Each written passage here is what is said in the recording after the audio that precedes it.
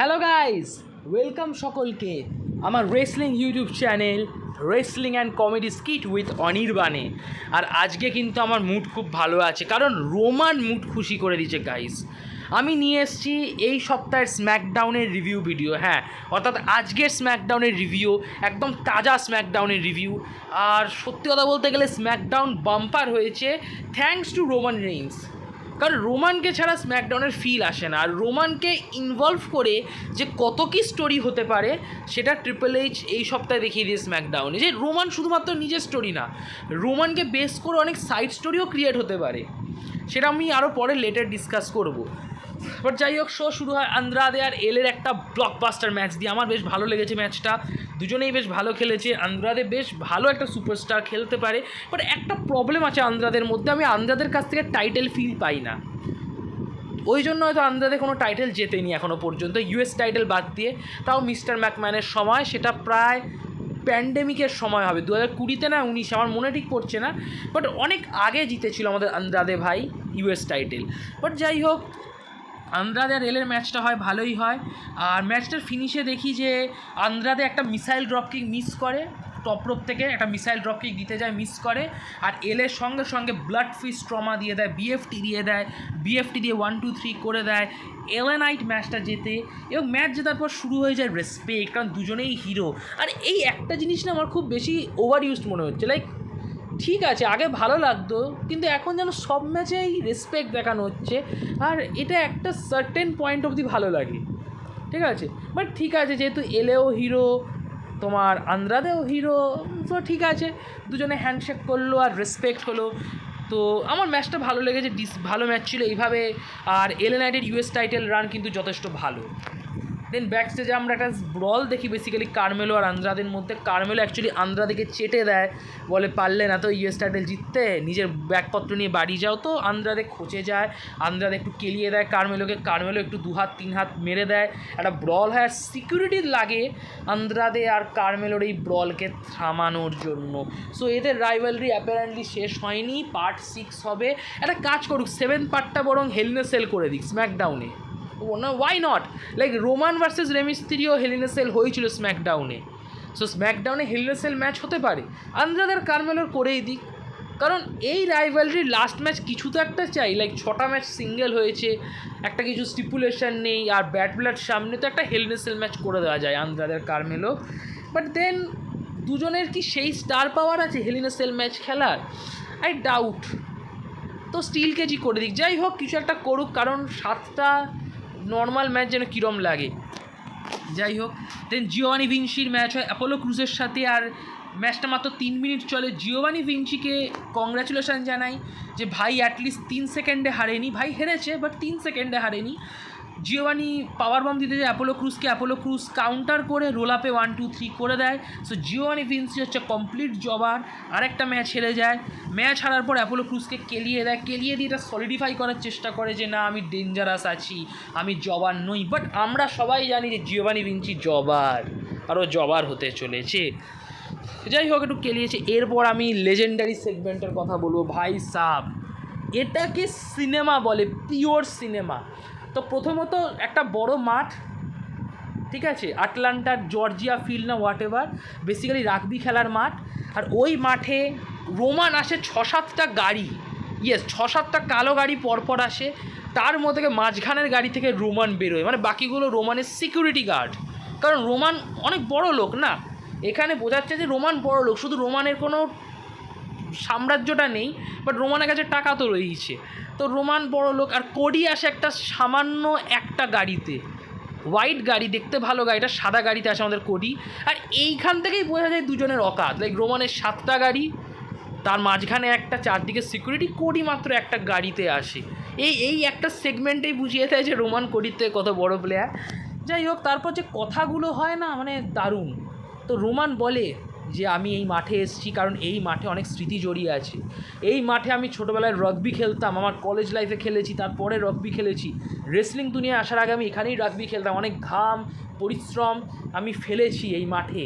তো এই মাঠ আমার, এই মাঠ এই শহরে আছে, তো এই শহর আমার, এই স্টেডিয়াম আমার, এই স্টেডিয়াম এই শহরে, এই শহর আমার, এই শহর এই বেসিক্যালি এটাই বলতে যাচ্ছে রোমান, যে মাঠও আমার, স্টেডিয়ামও আমার, গোটা শহরটা আমার, কোডি তুই কেন এসছিস? তো কোডি উত্তর দেয় যে হ্যাঁ তুমি ঠিকই বলেছো, কিন্তু আমারও ফ্যামিলি অনেকে এই শহরের জন্য অনেক ব্লাড সোয়েট ঝরিয়েছে, রক্ত ঘাম ছড়িয়েছে, তো সেই লজিকে এটা আমারও শহর। তারপর কোডি এটাও বলে রোমানকে যে তুমি এই মাঠে খেলা হয়ে যাওয়ার পর বিচে চলে যেতে, কিন্তু এইটা আমার শহরই থেকে গেছে। তো রোমান আর কোডির মধ্যে দুজনেই এই শহরটার তারিফ করে, দুজনেই বোঝায় যে এই শহরটা কতটা ইম্পর্টেন্ট এবং এই রাগবি মাঠটা, জর্জিয়া মাঠটা কতটা ইম্পর্টেন্ট দুজনের কাছে, সেটাই দুজন বলে। তারপর একটা খুব দারুণ একটা সেগমেন্ট হয়, মানে আরও একটা কথা হয়, মানে আমি ঠিক বলতেও পারছি না, মানে এত সুন্দর সুন্দর কথা, ডিপ কথা কিন্তু খুব। সেখানে রোমান বলে যে আমি একটা জিনিসই বলতে চাই কোডি তোমায়, যে তুমি কন্ট্রাক্ট সাইন করলে কেন? এটা তোমার জন্য লুজ অন লুজ সিচুয়েশান, তোমার হারানোর অনেক কিছু আছে, বেসিক্যালি চ্যাম্পিয়নশিপের কথা বলছে আমাদের রোমান ভাই, কিন্তু আমার কাছে কিছু নেই হারানোর কোডি, আমার কাছে হারানোর নেই। তারা আমার জিমি উসোকে কেড়ে নিয়েছে, আমার পল হেম্যানকে কেড়ে নিয়েছে, ভাইসম্যানকে কেড়ে নিয়েছে, আমার ব্লাড লাইনকে কেড়ে নিয়েছে, আমার উলাফালাকে কেড়ে নিয়েছে, আমার আর হারানোর কিছু নেই, আমাকে এগুলো ফেরত পেতে হবে। তখন কোডি বলে যে ওয়েল তুমি এরকম মনে করছো কেন? আমি তো তোমায় আগেই বলেছিলাম। কোডি তখন বলে যে 2 বছর আগে রেসেলমেনিয়ার বলেছিল, রেসেলমেনিয়া 39, মানে 2 বছর আগে, যেটা 2023-এর রেসেলমেনিয়ায়, সেটাতে বলেছিল রেসেলমেনিয়ার আগে যে যখন রোমান টাইটেল হারবে তখন রোমান কিন্তু রাজা তো থাকবে, কিন্তু তার কোনো প্রজা থাকবে না। তো সেটাই তো হয়েছে। তো কোডি বলছে তো সারপ্রাইজ হওয়ার কী আছে? তো রোমান তুমি কিন্তু এখন চ্যাম্পিয়নও নাও, তুমি কিন্তু এখন ট্রাইবেল চিফও নাও, কারণ অডিয়েন্সের কাছে ট্রাইবেল চিফ হয়ে গেছে সোলো। আমার কোডির কিছু কিছু কথা খুব হিলিশ লেগেছে, লাইক মনে হলো যেন কোডি নেগেটিভলি মোটিভেট করছে নাকি অ্যাকচুয়ালি হিলের মতন কথা বলছে। যাই হোক, তো কোডি বলে যে এখন কিন্তু তুমি সামান্য রোমান, তুমি একটা বক্স অফিস অ্যাট্রাকশান নাও, তুমি রেসেলমেনিয়া মেন ইভেন্টারও নাও। তখন রোমান বলছে যে কাজের কথা। কোডি বলে বেসিক্যালি আমি বলতে চাইছি আমি তোকে তো হেল্প করছি রোমান, তুই কি আমার পিছনে থাকবি? তুই আমাকে ধোকা দিবি না তো? কথা দে। তো রোমান বলে কথা দিচ্ছি, বাট আমার যখন এই সিস্টেম শেষ হয়ে যাবে, এই বাওয়াল যখন শেষ হয়ে যাবে, আমি কিন্তু এই টাইটেলটা নেব, যেটা আমার, আমি কিন্তু সেটার প্রতি লড়বো। তখন কোডি বলে যে এটা তোর নয়, এটা আমার। তো তারপর দুজন চলে যায় এবং চলে যেতে গিয়ে দুজনের মধ্যে একটা, মানে দুজনে সেম রুটে যাচ্ছিল। তো রোমান বলে আমার রাস্তা থেকে সরে যাও তুমি। তো কোডি সরে যায়, রোমান বলে যে তুমি আমার রাস্তা এখনও আছো, আমার জীবনের রাস্তায়, এই বলে রোমান চলে যায়। মানে কোটেড সেগমেন্ট, এবং এর থেকে একটা প্রমাণ পাওয়া যায় যে রোমান বাধ্য হয়ে টিম করছে কোডির সাথে, কারণ এখনও কোডিকে পছন্দ করে না এবং ও কিন্তু কোডির পেছনে যাবে। এই ঝামেলা শেষ হয়ে যাওয়ার পর কিন্তু ওর টাইটেল ফেরত নিতে চাইবে কোডির কাছ থেকে। বাট যাই হোক, সেগমেন্ট দারুণ, অসাধারণ লেগেছে সেগমেন্টটা আমার।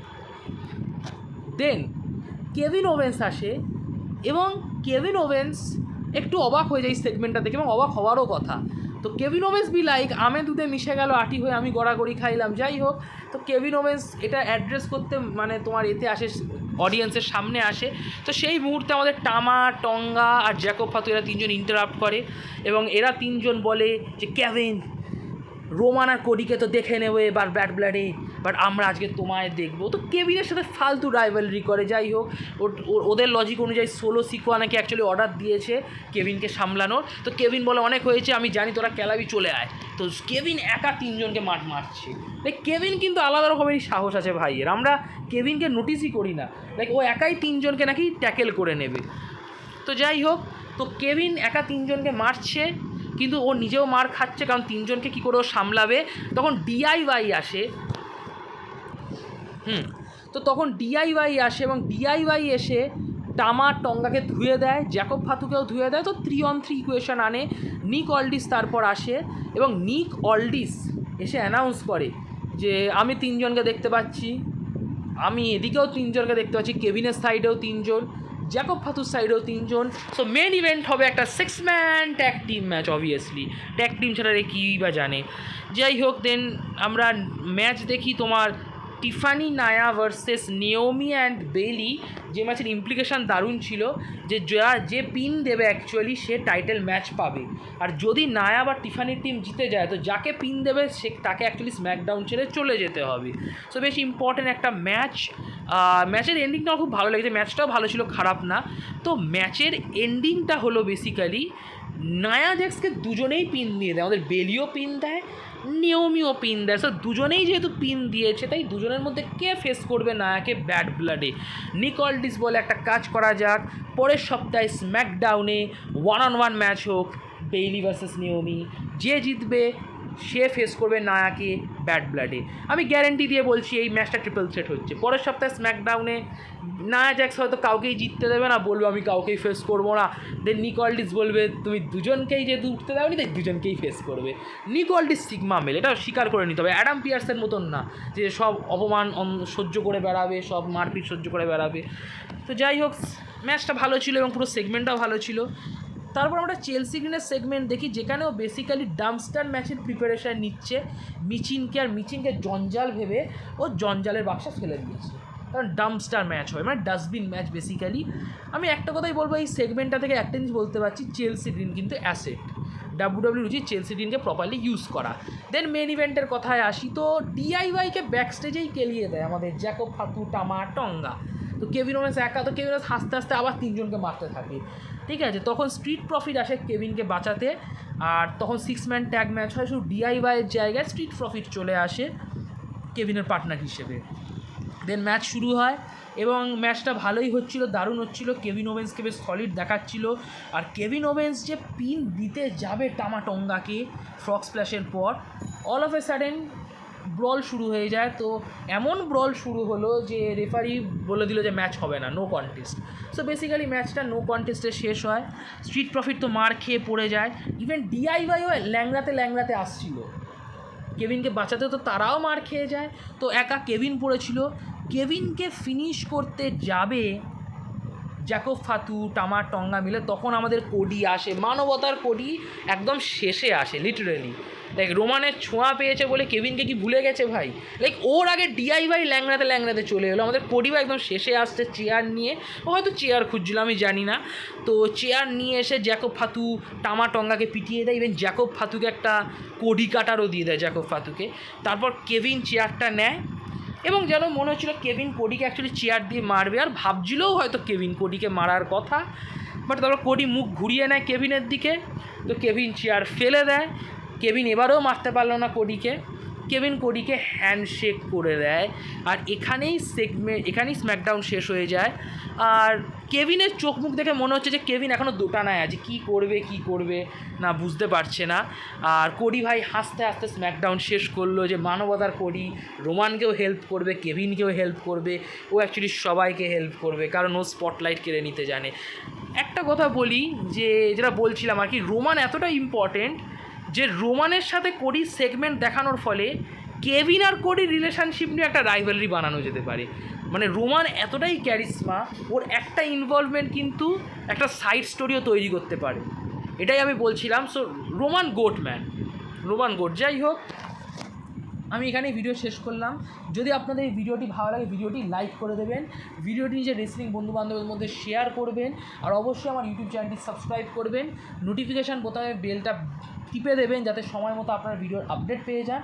আর কমেন্ট বক্সে কমেন্ট করে আপনাদের অপিনিয়ন জানাবেন, অবশ্যই জানাবেন আপনাদের অপিনিয়ন কী, ঠিক আছে। So like, share, subscribe, notification বোতামে ক্লিক, কমেন্ট বক্সে কমেন্ট। নমস্কার।